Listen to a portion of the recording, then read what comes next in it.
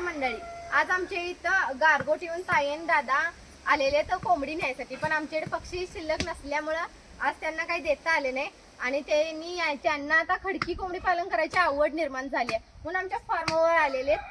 खरं आमच्याकडून त्यांना पक्षी नाही देता आले, पण थोड्या दिवसांनी का असं आम्ही त्यांना पक्षी देऊ.